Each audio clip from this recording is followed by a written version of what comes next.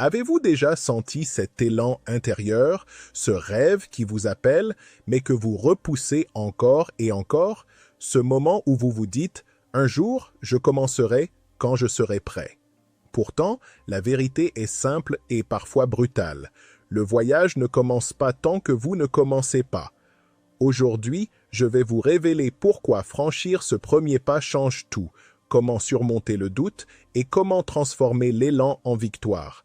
Restez jusqu'à la fin, car ce que vous entendrez pourrait être le déclic qui transforme votre vie. Tout dans la vie commence par une décision. Non pas quand le chemin est clair, mais quand vous décidez de faire le premier mouvement, même dans l'incertitude. Le courage n'est pas l'absence de peur, c'est le choix d'avancer malgré elle. 1. Pourquoi les gens tardent? Les gens tardent, non pas parce qu'ils sont incapables, mais parce qu'ils sont piégés dans un cycle silencieux où la peur se déguise en logique et où l'illusion du moment parfait devient une excuse sophistiquée. Beaucoup se disent qu'ils commenceront demain, le mois prochain, ou lorsque la vie sera moins compliquée. Ils imaginent soudain un futur où ils auront plus d'énergie, plus de motivation, plus de clarté, plus d'argent, plus de soutien. Mais ce futur n'arrive jamais, parce qu'il est une invention mentale construite pour éviter le risque. La vérité est que la peur s'infiltre partout. Peur d'échouer, peur d'être jugé, peur de regretter, peur de perdre ce que l'on a déjà, peur d'affronter sa propre capacité, car en réalité, réussir nous oblige à devenir quelqu'un d'autre, quelqu'un de plus grand. Et devenir plus grand dérange nos habitudes. Alors les gens repoussent en espérant que le courage leur tombera dessus par miracle. Ils se disent que le timing n'est pas bon, que ce n'est pas le bon jour, qu'ils doivent encore réfléchir, encore se préparer, encore se former. L'illusion du moment parfait est une prison douce. Elle rassure l'esprit pendant qu'elle détruit les années.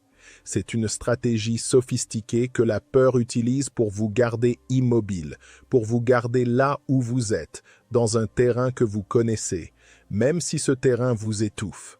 Le temps, lui, avance sans jamais offrir une ouverture magique. Il ne va pas soudain vous simplifier la route, aligner les planètes ou faire disparaître les défis. Le temps ne crée aucune opportunité. Ce sont les gens qui créent des opportunités en décidant, en avançant, en osant. Le moment parfait n'existe pas parce qu'un moment devient parfait uniquement après que vous avez agi. Avant l'action, tout semble risqué, incertain, effrayant.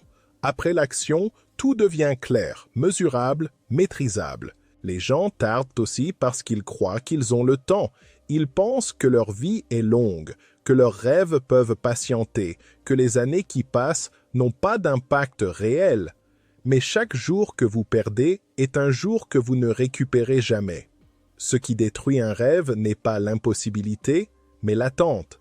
L'attente vous enlève l'élan, la passion, la flamme intérieure qui vous poussait autrefois. Le rêve ne meurt pas d'un coup. Il meurt lentement, par accumulation de « je ferai ça plus tard ». Et un jour, vous vous réveillez et vous réalisez que ce « plus tard » a volé 10 ans de votre vie. Pour avancer, il faut comprendre ceci. Vous ne pouvez pas négocier avec la peur ni compter sur le temps. Vous devez créer vous-même l'ouverture, même si vous tremblez. Car le courage ne vient pas avant l'acte, il naît pendant l'acte. Le vrai ennemi n'est pas le manque de ressources ou de conditions idéales. Le vrai ennemi, c'est la fausse croyance que vous devez attendre une permission extérieure pour commencer. La seule permission dont vous avez besoin, c'est la vôtre. Et la question n'est pas « quand est-ce le bon moment ?» La vraie question est « combien de temps encore vais-je laisser la peur décider pour moi ?» 2. La confiance vient après l'action. La plupart des gens imaginent que la confiance doit précéder l'action, qu'ils doivent d'abord se sentir prêts avant de commencer. Ils pensent qu'un jour, sans prévenir, ils se réveilleront avec une explosion de certitude intérieure, une sensation de maîtrise totale, un courage sans faille qui les poussera à se lancer. Mais ce jour n'arrive jamais, parce que la confiance n'est pas un cadeau, elle est une conséquence. Elle vient après, pas avant. C'est en agissant, même maladroitement, même timidement, que vous construisez votre propre force intérieure. Chaque petit mouvement que vous faites dans la direction de votre objectif, chaque tentative, chaque erreur, chaque micro-victoire vous envoie un message puissant. Je peux le faire. Ce message, répété assez souvent, devient la colonne vertébrale de votre confiance. La peur, elle, ne disparaît pas avant l'action. Elle ne diminue qu'après avoir vu que vous avez survécu, que le danger n'était pas aussi réel qu'elle le prétendait. La peur parle fort, mais elle n'a aucun pouvoir sur quelqu'un qui avance malgré elle. C'est dans l'action que la peur commence à se taire, non pas parce qu'elle disparaît, mais parce que vous devenez plus fort qu'elle. Le courage n'est donc pas une absence de peur, mais la décision de ne pas lui obéir. Et c'est l'action qui alimente cette décision. Beaucoup attendent la confiance comme un signe venu du ciel, comme une validation intérieure. Ils se disent « quand je me sentirai capable, je commencerai ». Mais c'est exactement l'inverse. Quand vous commencez, vous devenez capable. La compétence se construit dans la pratique, pas dans la théorie. Et la pratique, même imparfaite, vous façonne. Le plus grand malentendu de la croissance personnelle, c'est de croire que les gens confiants n'ont jamais douté. En réalité, ils ont douté avant chaque première étape, mais ils ont choisi d'avancer quand même. La confiance vient du vécu. Vous ne pouvez pas penser votre chemin vers la confiance, vous devez le vivre. L'action est le seul terrain où votre identité change réellement. C'est là que vous découvrez votre force, votre intelligence, votre persévérance. Chaque pas, petit, bancal, hésitant, vous transforme un peu. Et plus vous agissez, plus vous réalisez que vous êtes capable de faire des choses que vous croyiez impossibles. Cette découverte crée un effet boule de neige. Une petite action vous donne un petit peu de confiance, qui vous donne un peu plus de force pour une action plus grande, qui vous donne encore plus de confiance, et ainsi de suite. C'est ainsi que naissent les personnes que l'on admire, non pas d'un talent spécial, mais d'une accumulation de décisions courageuses. N'attendez donc pas la confiance pour agir, agissez pour fabriquer la confiance. La différence entre ceux qui réussissent et ceux qui abandonnent n'est pas la peur, mais la relation qu'ils entretiennent avec l'action. Ceux qui réussissent avancent même quand ils ont peur, même quand ils doutent, même quand ils ne savent pas exactement comment faire. Car ils savent que l'action est un enseignant, un bâtisseur, un révélateur. Et c'est une loi universelle.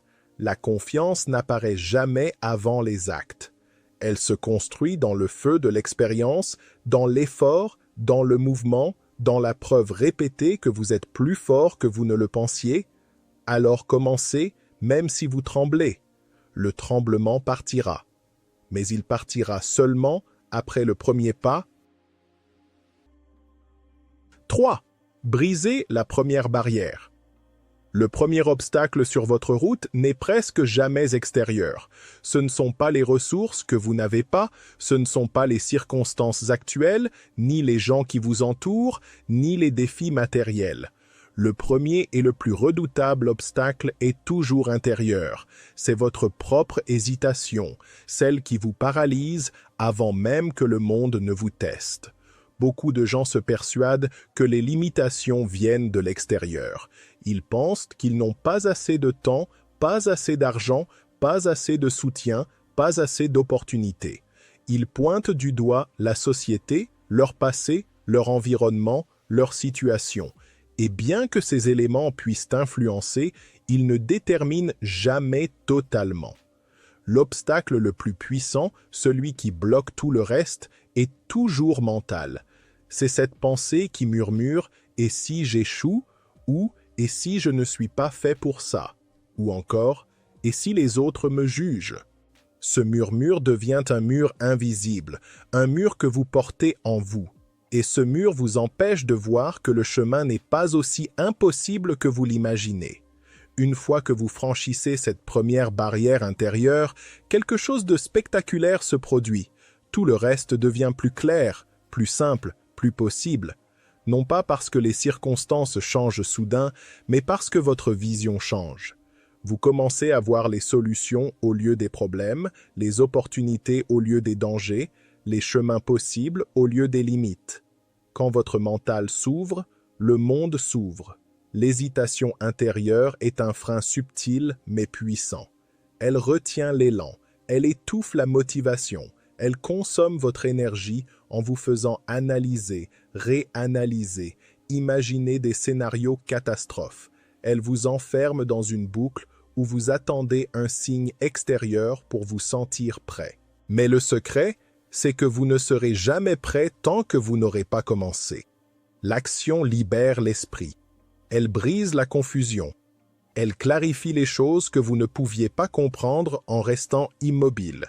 Une fois que vous franchissez le mur de l'hésitation, vous réalisez que ce mur était fait d'air, pas de pierre. Vous vous rendez compte que ce que vous craigniez le plus était un produit de votre imagination, pas une vérité.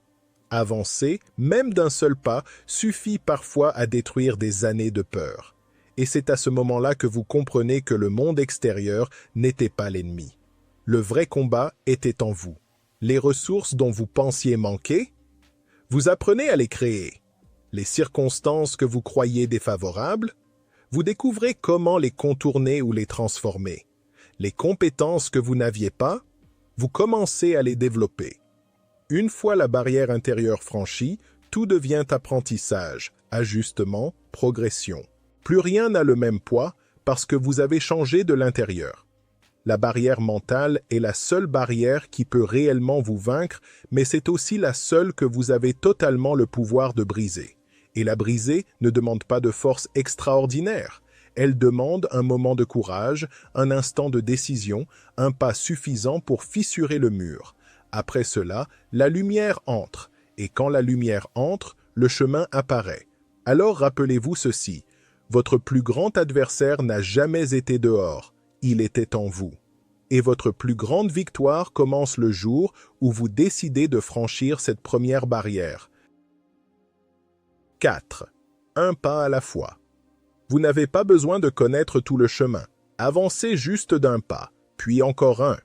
Lorsque nous observons ceux qui réussissent ou ceux qui semblent avancer avec une confiance inébranlable, nous avons souvent l'impression qu'ils possèdent une vision claire et complète de leur destinée, comme s'ils voyaient chaque tournant, chaque obstacle, chaque virage à l'avance.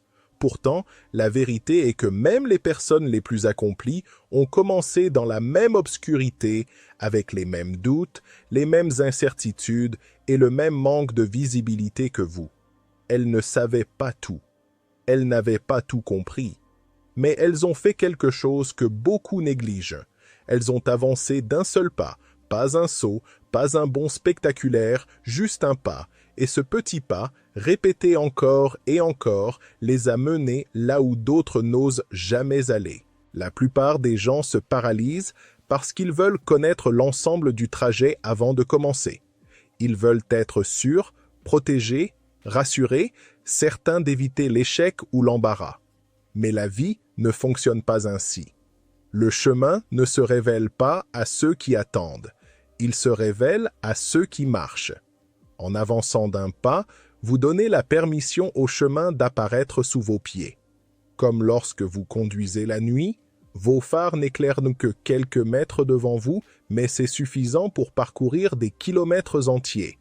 Vous n'avez jamais besoin de voir toute la route d'un coup, vous devez seulement voir assez pour avancer. Faire un pas à la fois, c'est accepter que vous n'aurez pas toujours les réponses, que vous ne serez pas toujours prêt, que vous ne vous sentirez jamais parfaitement confiant, mais c'est aussi embrasser la beauté du mouvement, la puissance de la progression, la force du petit progrès, car ce sont ces petites victoires, parfois invisibles, souvent banales, qui s'accumulent pour former un changement monumental.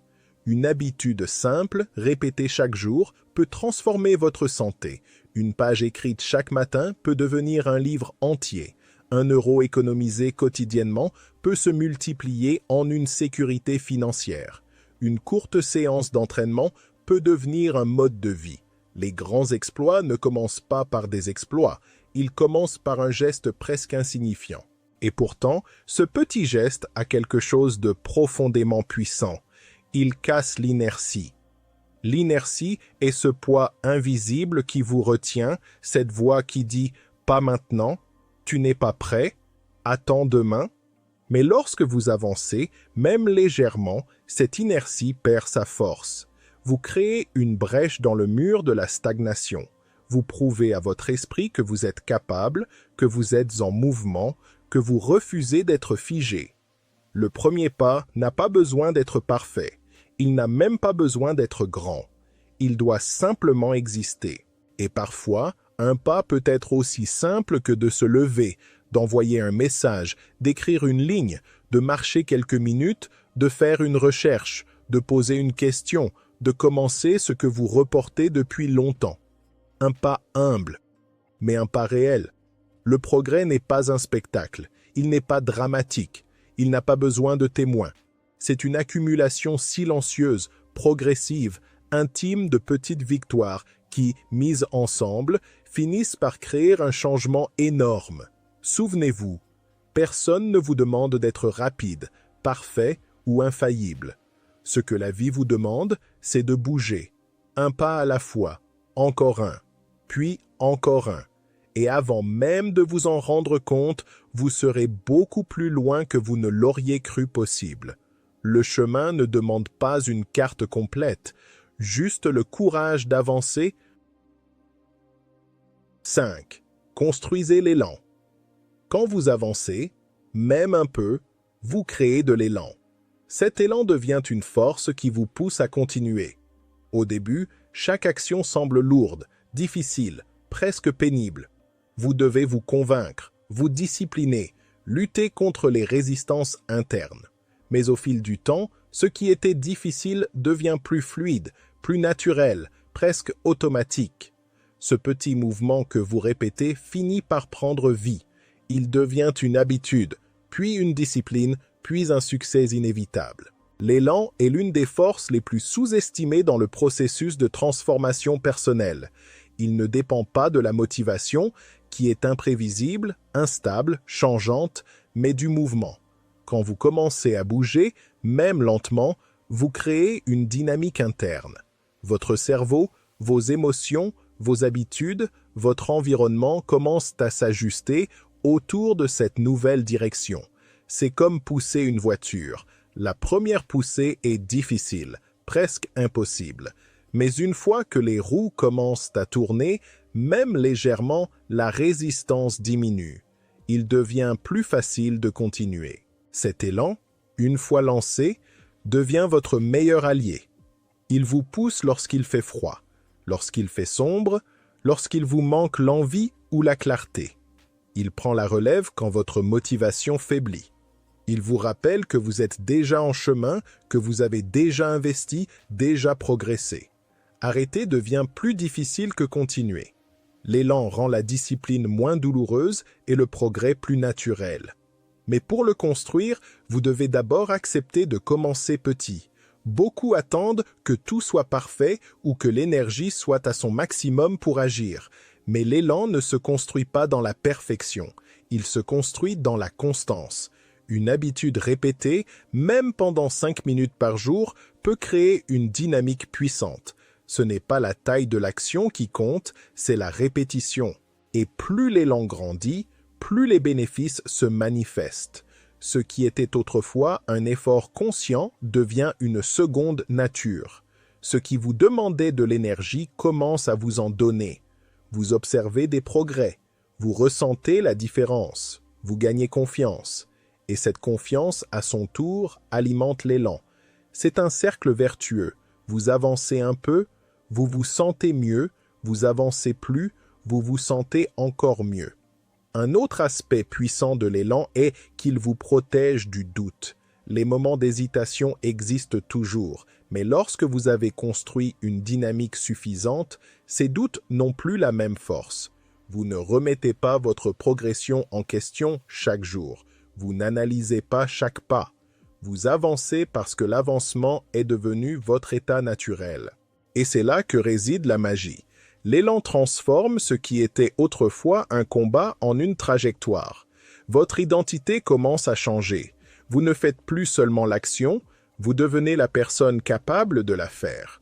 Vous ne faites pas du sport, vous devenez quelqu'un qui prend soin de sa santé. Vous ne travaillez pas sur votre projet, vous devenez un créateur. Vous ne vous forcez plus à apprendre, vous devenez quelqu'un qui grandit continuellement. Ce qui était difficile devient une habitude. Ce qui était une habitude devient une discipline. Et ce qui était une discipline devient un succès inévitable. Voilà la puissance de l'élan. Il transforme vos petits gestes en grandes victoires, vos instants de courage en résultats durables. Si vous continuez à avancer, même un peu, vous créez une force qui finit par vous porter plus loin que vos propres efforts. Le secret n'est pas d'être parfait. Le secret est de rester en mouvement. Construisez l'élan, protégez-le, nourrissez-le, et il vous fera atteindre des sommets que vous n'auriez jamais cru possibles. Le courage n'est pas réservé aux héros, il commence ici, maintenant, dans votre premier geste. Ne remettez plus votre vie à demain, commencez aujourd'hui. Votre futur est en train de regarder et il attend que vous bougiez.